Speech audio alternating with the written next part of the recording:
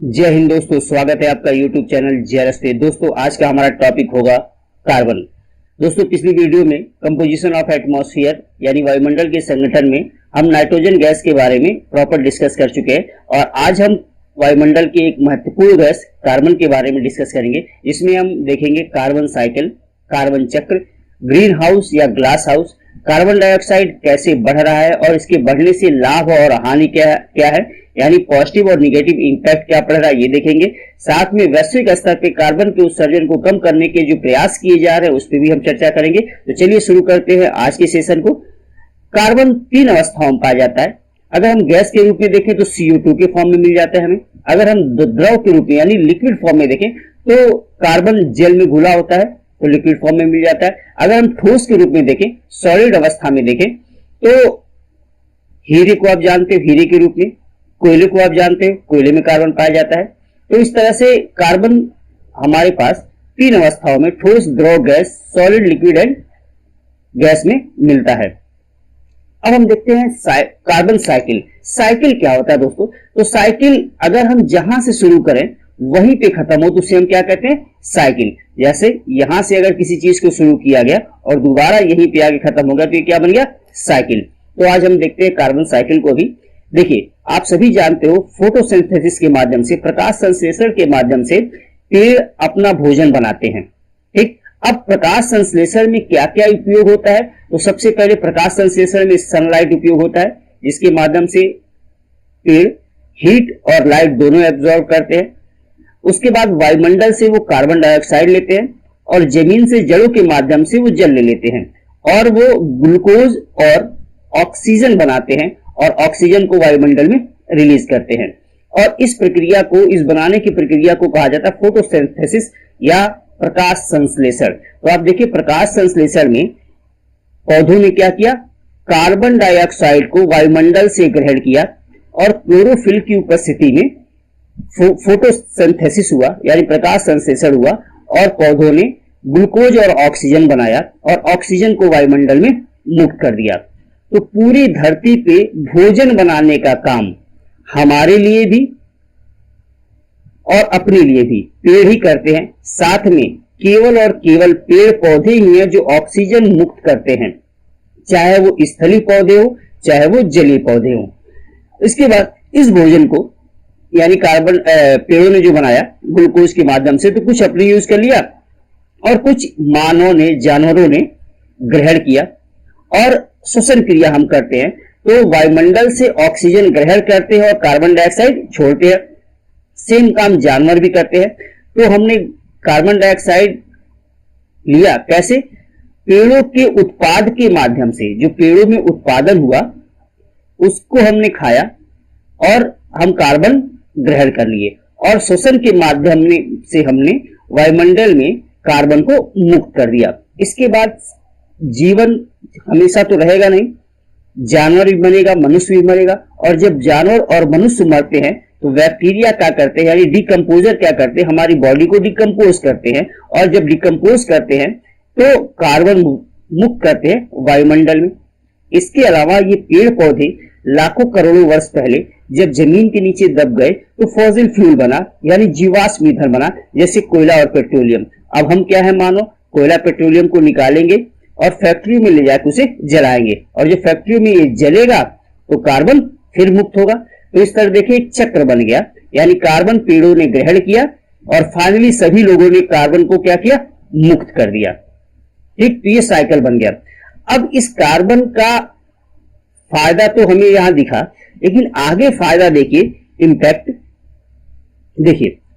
ये हमारे सूर्य भगवान हैं, ये सूर्य भगवान, और सभी जानते हो सभी की ऊर्जा का स्रोत यही सनलाइट और हीट है। अब देखिए ये हमारी पृथ्वी, और पृथ्वी का औसत तापमान होता है 15 डिग्री सेल्सियस और आपके ट्रोपोस्फियर यानी क्षोभ मंडल में कार्बन डाइऑक्साइड की परत पाई जाती है। क्योंकि कार्बन डाइऑक्साइड भारी गैस है इसलिए पृथ्वी की सतह के पास पाई जाती है। अब सूर्य से आने वाली सौरिक विकिरण जो कि निम्न तरंग दैर्घ्य की होती है, शॉर्ट वेवलेंथ की होती है, इसे कार्बन डाइऑक्साइड नहीं रोकता। ठीक, और ये पृथ्वी तक पहुंच जाती है और जिसकी वजह से पृथ्वी क्या होती है? गर्म हो जाती है। अब जब पृथ्वी गर्म हो जाती है तो टेम्परेचर वो भी रिलीज करती है। आप जानते हो कि पृथ्वी मैया रोज टेम्परेचर सूर्य से तो पाती हैं, लेकिन वो टेम्परेचर अपने पास नहीं रखती, वो सारा टेम्परेचर रिलीज कर देती हैं और अपने 15 डिग्री सेल्सियस एवरेज टेम्परेचर को बना के रखती हैं। लेकिन जब वो टेम्परेचर रिलीज होगी पृथ्वी से, तो क्या वो निम्न तरंग दैर्घ्य के रूप में होगी कि उच्च तरंग दैर्घ्य के रूप में होगी? तो पृथ्वी से जो टेम्परेचर रिलीज होता है वो लॉन्ग वेवलेंथ के रूप में होता है, लॉन्ग वेवलेंथ के रूप में होता है, उच्च तरंग दैर्घ्य के रूप में होता है। यानी आप इसे ही कहते हो दीर्घ तरंग पार्थिव विकिरण। इसे क्या कहते हो? दीर्घ तरंग पार्थिव विकिरण। और आप जानते हो कोई भी चीज, जो भी चीज बहुत अधिक गर्म होगी, उससे निकलने वाली जो भी हीट वेव होंगी या तरंगे होंगी वो शॉर्ट वेवलेंथ की होंगी, और जो चीज कम गर्म होती है उससे निकलने वाली जो तरंगे होती है वो लॉन्ग वेवलेंथ की होती हैं। तो अधिक गर्म वाली शॉर्ट वेवलेंथ। आम भाषा में से शॉर्ट वेवलेंथ को हम कह सकते हैं पतली होती हैं और लॉन्ग वेवलेंथ को कह सकते हैं हम मोटी होती हैं। सिर्फ समझने के लिए बात कर रहा हूं मैं। तो पृथ्वी से दीर्घ तरंग पार्थिव विकिरण जो कि मोटी है वो जा रही है और रास्ते में मिल गया कार्बन डाइऑक्साइड।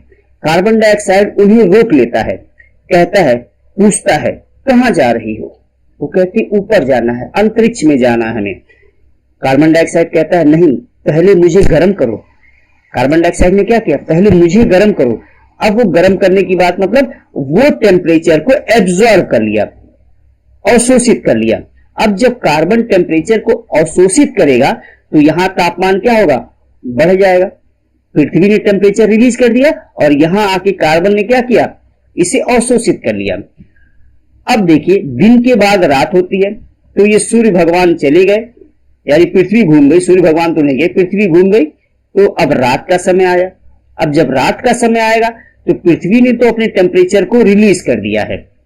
अब रात का समय है, पृथ्वी टेम्परेचर रिलीज कर चुकी है, तो यहां मौसम बहुत ठंडा हो जाना चाहिए। लेकिन आप जानते हो कि एनर्जी हमेशा हाई सोर्स से लो सोर्स की ओर मूव करती है।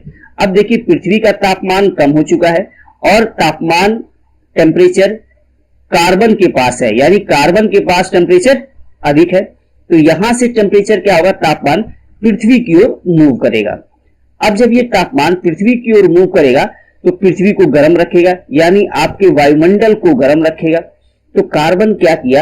एक ब्लैंकेट के रूप में काम किया। आप जैसे कंबल सर्दियों में ओढ़ते हो और कहते हो ये कंबल बहुत गर्म है, तो क्या कंबल टेम्परेचर रिलीज करता है? नहीं। कंबल क्या करता है? जो आपकी बॉडी से टेम्परेचर रिलीज होता है उस टेम्परेचर को बाहर नहीं जाने देता और आपको वापस लौटा देता है, और ये टेम्परेचर अधिक हो जाता है, मतलब बाहर नहीं निकल पाने के कारण टेम्परेचर बना रहता है और आपको ब्लैंकेट या कंबल गर्म लगता है।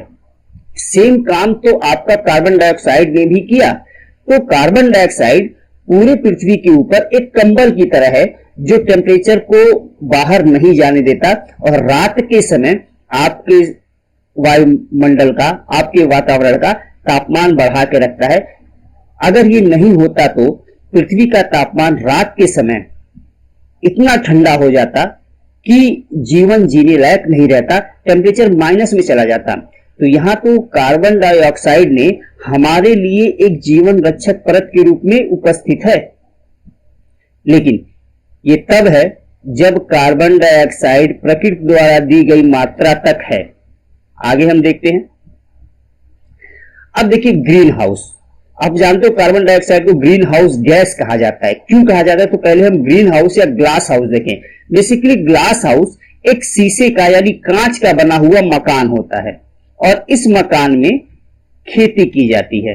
तो भाई कांच के मकान में या ग्लास के हाउस में खेती क्यों की जाती है और कहां? तो जहां भी टेम्परेचर कम होगा वहां पे अगर खेती करना हो तो इस तरह के मकान की जरूरत पड़ेगी। क्यों? क्योंकि इस तरह के जो मकान होंगे सूर्य से आने वाली शॉर्ट वेव लेंथ की, निम्न तरंग दैर्घ्य की हीट और लाइट वेव को अंदर तो आने देंगे। जब ये अंदर आ जाएंगे तो ये टेम्परेचर यहाँ का अधिक हो जाएगा और जब यहां से दीर्घ तरंग पार्थिव विकिरण जाना चाहेगी या यहाँ का टेम्परेचर बाहर जाना चाहेगा तो लॉन्ग वेव लेंथ के उस हीट वेव को यहां से ये ग्लास बाहर या शीशा बाहर नहीं जाने देगा, जिसकी वजह से इस भाग का तापमान अधिक बना रहेगा। और जब तापमान अधिक बना रहेगा तो यहाँ पे फसल उगाया जा सकता है, यहाँ ग्रीनरी रहेगी, हरियाली रहेगी, खेती करोगे आप। तो इसे कहा जाता है ग्लास हाउस फार्मिंग या ग्रीन हाउस। ठीक, अब इसकी जरूरत कहां पड़ती है? तो अभी बताया हूं जहां टेम्परेचर कम होता है। तो टेम्परेचर कहां कम होता है?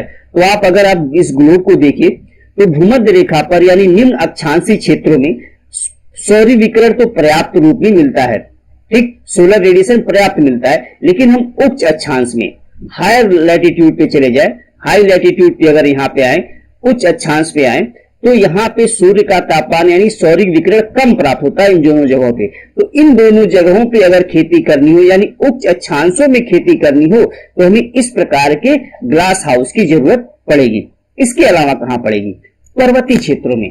पर्वतीय क्षेत्रों में आप जानते हो अगर हम सतह से ऊपर जैसे जैसे ऊपर जाते वैसे वैसे लगातार तापमान कम होता जाता है। अगर हम ऊंचाई वाले क्षेत्रों में खेती करना चाहते हैं तो इस प्रकार के ग्लास हाउस की हमें जरूरत पड़ेगी। इसके अलावा कहां जरूरत पड़ेगी? तो सर्दियों के समय अगर गर्मी का फसल चाहते हो यानी समर सीजन का क्रॉप फसल आप विंटर सीजन में चाहते हो तो आपको इस तरह के ग्लास हाउस बनाने पड़ेंगे ताकि टेम्परेचर को ट्रैप किया जा सके और बाहर नहीं देने जाए, बाहर ना जा पाए वो टेम्परेचर। अब देखिए यही काम तो टेम्परेचर को ट्रैप करने का काम, रोकने का काम तो कार्बन डाइऑक्साइड भी करती है। अभी पीछे बताया हूं कंबल की तरह काम करती है, तो इसलिए इसे क्या कहते हैं? ग्रीन हाउस गैस, इसे कार्बन डाइऑक्साइड को। ठीक, चलिए आगे बढ़ते हैं। ये देखिए आपका ग्रीन हाउस फार्मिंग हो रही है और आप इस चित्र के माध्यम से आपको समझ में आ रहा होगा कि कैसे ग्रीन हाउस फार्मिंग की जाती है। अब आपके वायुमंडल में कार्बन डाइऑक्साइड की मात्रा बढ़ रही है, तो क्यों बढ़ रही है? तो हमारी कमियों की वजह से बढ़ रही है। हमारी कमियां क्या है? तो हम क्या करें? डिफॉरेस्टेशन करें, पेड़ों को काट रहे हैं। अभी हम इसके डिटेल में डिस्कस करेंगे। लकड़ियों को जला रहे हैं, हम खनन काम कर रहे हैं डायनामाइट लगा के, ट्रांसपोर्टेशन यानी यातायात कर रहे हैं, अर्बनाइजेशन शहरीकरण कर रहे हैं, इंडस्ट्रियलाइजेशन औद्योगिकरण कर रहे हैं, हम फ्यूल जला रहे हैं यानी कोयला पेट्रोलियम इनको जला रहे हैं, न्यूक्लियर टेस्ट कर रहे हैं, झूमिंग कृषि कर रहे हैं। तो इसका स्क्रीनशॉट ले लीजिएगा, आपको काम आएगा। अब देखिए ये एक पर्वत है और इस पे जंगल है। बात करते हैं झूमिंग कृषि की। तो आप जानते हो झूमिंग कृषि आमतौर पर पर्वतीय क्षेत्रों में की जाती है और भारत के नॉर्थ ईस्ट में झूमिंग कृषि की जाती है। धीरे धीरे तो कम हो गया वो, लेकिन झूमिंग कृषि में होता क्या है? हम पेड़ों को वहां काटते हैं, पेड़ों को जला देते हैं, फिर वहां राख बिखेर देते हैं और खेती करते हैं। जब तक जमीन उर्वरक है तब तक खेती किया, फिर हम आगे बढ़े, फिर पेड़ों को काटा, फिर जलाया, राख बिखेरा, खेती की, फिर आगे बढ़े। इसे स्थानांतरणशील कृषि भी कहते हैं, झूमिंग कृषि भी कहा जाता है। ठीक, लेकिन इसमें किया क्या गया? पेड़ों को जलाया गया, पेड़ों को काटा गया, फिर पेड़ों को जलाया गया। तो पेड़ जैसे ही कटे तो जो वातावरण से, वायुमंडल से कार्बन डाइऑक्साइड को सोख रहे थे और अपना भोजन बना रहे थे, तो जैसे ही कटे उन्होंने क्या किया? कार्बन डाइऑक्साइड यूज करना बंद कर दिया। तो कार्बन की कमी नहीं होगी क्योंकि अब तो कार्बन वो लेंगे नहीं।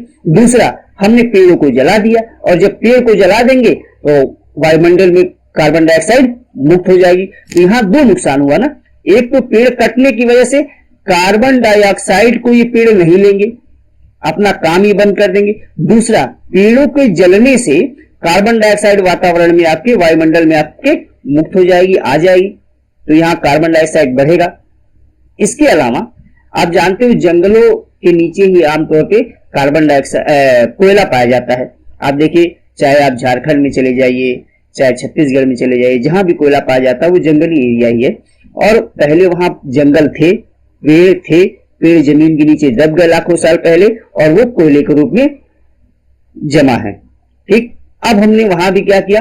पेड़ को काटा, पेड़ काटे तो कार्बन डाइऑक्साइड पेड़ नहीं लेंगे, पहला प्रोसेस खत्म।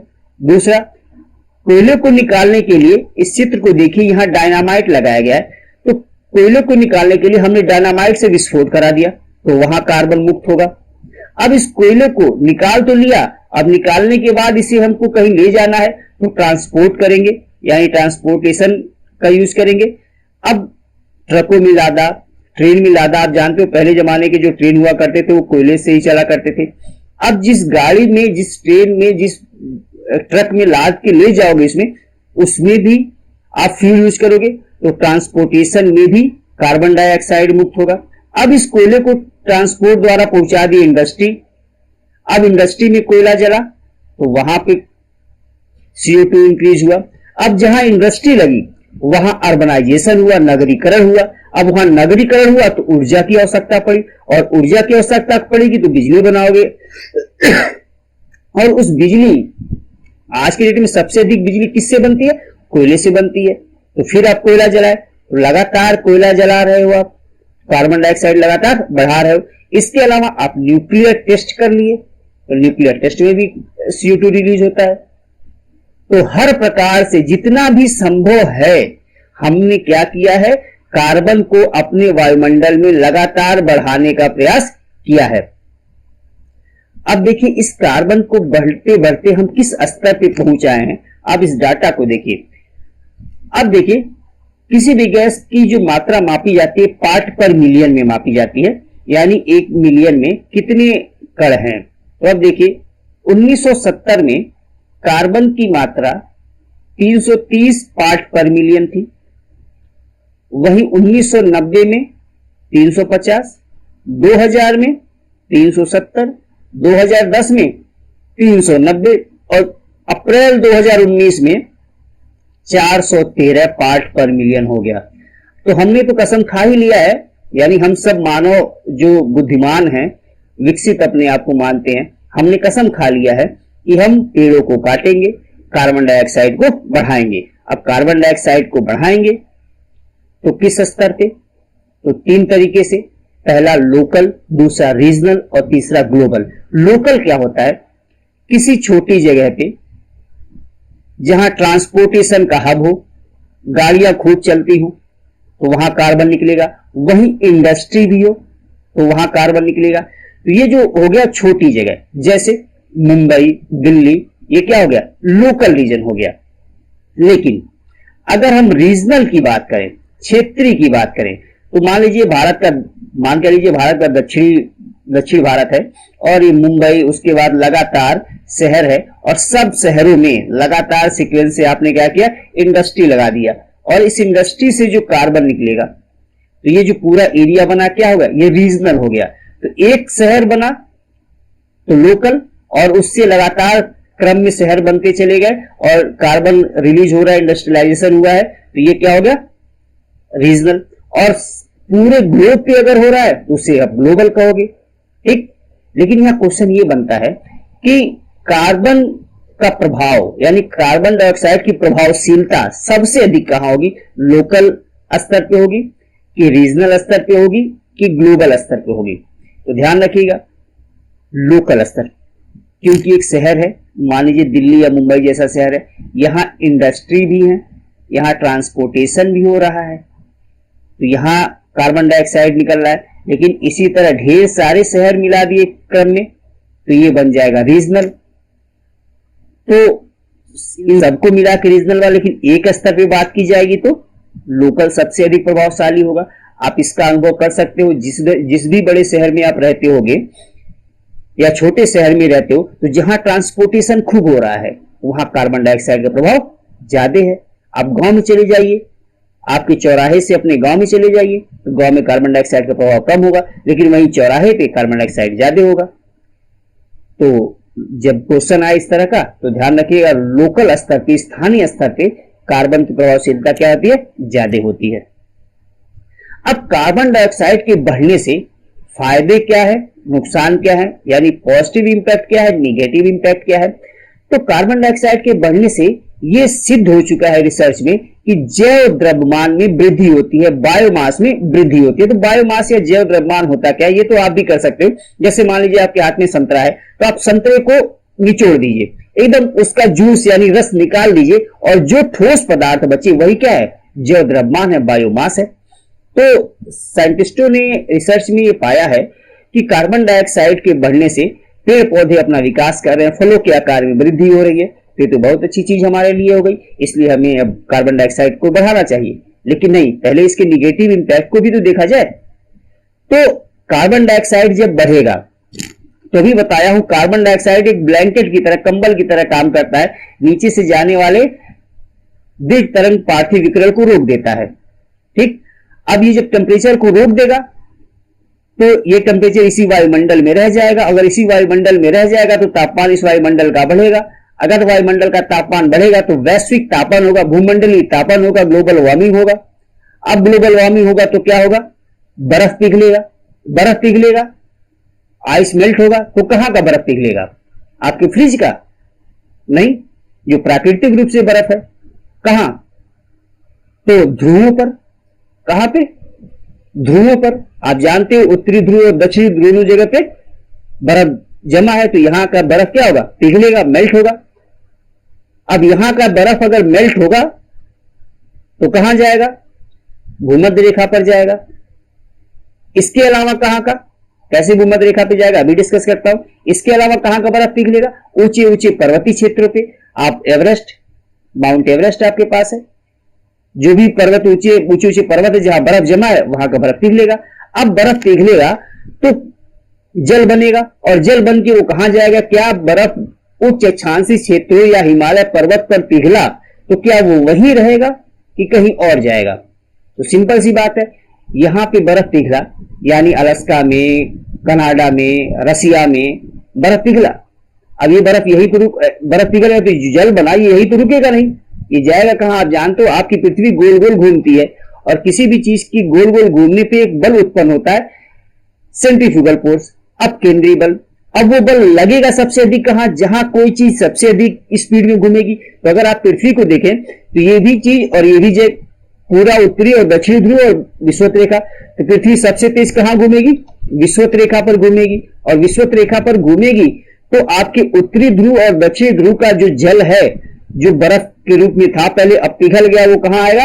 भूमध्य रेखा की ओर आएगा। और भूमध्य रेखा की ओर कहने का मतलब है निम्न अक्षांशीय क्षेत्रों में आएगा, लोअर लैटिट्यूड रीजन में आएगा। अब यहां आएगा तो ये पानी जब यहां पहुंचेगा, ये जल यहां पहुंचेगा तो यहां का जल स्तर क्या होगा? बढ़ जाएगा। अगर यहां का जल स्तर बढ़ेगा तो क्या होगा? जो द्वीप है वो डूबेंगे, जो समुद्र तटीय इलाका है वो डूबेगा, जलमग्न होगा। तो बर्फ पिघलने से क्या होगा? द्वीप और समुद्र तटीय इलाके डूबेंगे, लेकिन कहां के?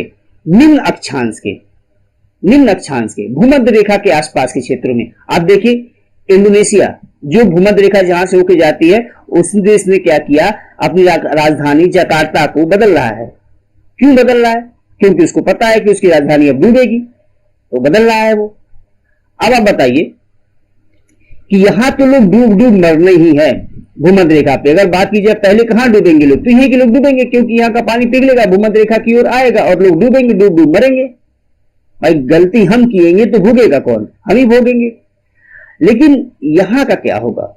जहां से बर्फ पिघला, चाहे वो उत्तरी ध्रुव का एरिया हो, चाहे उच्च अक्षांश वाला एरिया हो, चाहे दक्षिणी गोलार्ध के उच्च अक्षांश का एरिया हो, चाहे उत्तरी गोलार्ध के उच्च अक्षांश का एरिया हो, यहां जमीन पे बर्फ थी, अब वो जमीन क्या हो गई? खुल गई, जमीन दिखाई देने लगी।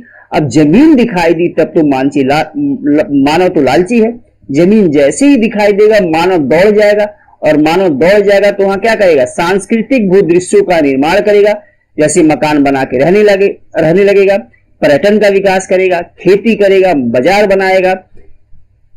तो यहां सांस्कृतिक भूदृश्यों का निर्माण होगा जहां से बर्फ पिघलेगी। तो यहां तो लोगों को मजा आ गया, और भूमध्य रेखा के आसपास के लोगों को सजा मिल गई। तो क्या हमेशा इन्हीं को सजा मिलेगी? इनको भी सजा मिलेगी।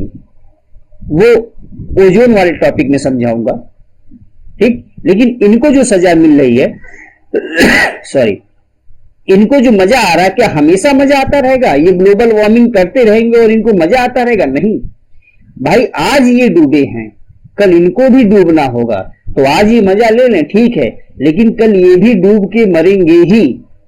क्योंकि अगर हम ग्लोबल वार्मिंग इसी तरह से, यानी कार्बन डाइऑक्साइड को के स्तर को हम इसी तरह से बढ़ाते रहे, तो कंबल की तरह वो काम करता रहेगा, ग्लोबल वार्मिंग होगा और बर्फ पिघलेगी, पूरी पृथ्वी जलमग्न हो जाएगी। तो नेचर ने जितना कार्बन डाइऑक्साइड हमको दिया है, यानी कार्बन दिया है, आपको पता है कि 0.036%। ध्यान रखिएगा, ये एनसीईआरटी का डाटा है, ये मेरा डाटा नहीं है। 0.03, वैसे लिख देता हूं 0.036%। ये डाटा आप एक्यूरेट डाटा याद रखिएगा, एनसीईआरटी का डाटा है।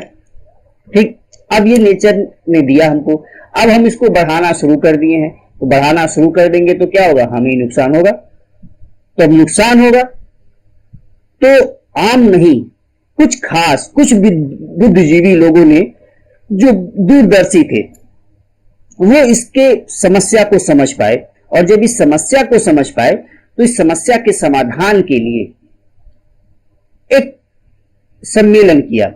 वो सम्मेलन हुआ जापान के क्योटो शहर में, और वहां जो समझौता हुआ उस जापान के शहर के नाम पर इसे रखा गया क्योटो प्रोटोकॉल। अब क्योटो प्रोटोकॉल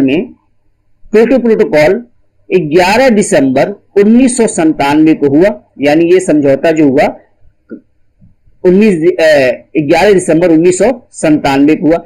और इस समझौते में ग्रीन हाउस गैस, जो 6 प्रमुख ग्रीन हाउस गैसेज हैं, उसको कम करने की बात की गई, जिसमें एक सबसे प्रमुख दोषी था कार्बन डाइऑक्साइड। दोषी वो नहीं, दोषी तो हम हैं, लेकिन कम उसे ही करना है, हमारी वजह से ये दोष बढ़ा है। ठीक, तो चूंकि जब इन्वायरमेंट पढ़ाया जाएगा तो हम ग्लोबल वार्मिंग पे प्रॉपर डिस्कस करेंगे। यहां हम कार्बन की बात करें तो कार्बन पे डिस्कस किया जाए केवल। तो देखिए, अब क्योटो प्रोटोकॉल में कार्बन डाइऑक्साइड को कम करने की बात की गई। ठीक, अब कम कैसे किया जाए, तो हमारे पास क्या उपाय हैं, तो कार्बन सिंक किया जाए। कैसे, तो रिफॉरेस्टेशन, पुनर्वानिकीकरण, यानी दोबारा जहां जंगल काट दिए गए हैं वहां दोबारा जंगल यानी पेड़ लगाए जाएं। अफॉरेस्टेशन, यानी नए जंगल को लगाया जाए, दोबारा जंगल को लगाया जाए। देखिए यहां 2 चीजें हैं, पहला रिफॉरेस्टेशन है, यानी जहां जंगल कट गया है दोबारा उस जंगल को लगाया जाए। अफॉरेस्टेशन मतलब नया जंगल लगाया जाए, नए पेड़ लगाए जाए। उसके बाद फाइटोप्लैंटन, आप जानते हो समुद्रों में, जलीय भागों में फाइटोप्लैंटन पाए जाते हैं, और इन्हीं को खा के समुद्री जीव जिंदा रहते हैं, और ये कार्बन डाइऑक्साइड को सोखते हैं। और सबसे अधिक तो समुद्रों द्वारा ही कार्बन डाइऑक्साइड को सोखा जाता है, समुद्री पौधे ही सबसे अधिक एब्जॉर्ब करते हैं कार्बन डाइऑक्साइड को। तो इनके विकास के लिए काम किया जाए। तो अगर हम पौधों को लगाएंगे तो कार्बन डाइऑक्साइड की मात्रा कम होगी, ऑक्सीजन की मात्रा बढ़ेगी, और ऑक्सीजन हमारी जीवनदायिनी गैस है। तो नेचर ने जिस प्रकार से हमें दिया है, जो चीज एकदम बैलेंस दिया है, हमें उसे बैलेंस बना के ही रखना होगा। अगर नहीं बनाएंगे तो डूब डूब मरेंगे, मौसम परिवर्तित होगा, उससे मरेंगे। फाइनली होना क्या है, सब बर्बाद हो जाना है। इसलिए हम ज्यादा विकसित मानव न बन के एक सब संयमित मानव बन के कार्बन डाइऑक्साइड को कम करने का प्रयास करें, यानी पेड़ पौधों को अधिक से अधिक मात्रा में लगाएं। तो आशा है ये वीडियो मेरी पसंद आई होगी। अगर पसंद आई हो तो वीडियो को लाइक कर दीजिएगा और चैनल को सब्सक्राइब कर लीजिएगा। इसी के साथ आज के सेशन को मैं समाप्त करता हूं। जय हिंद।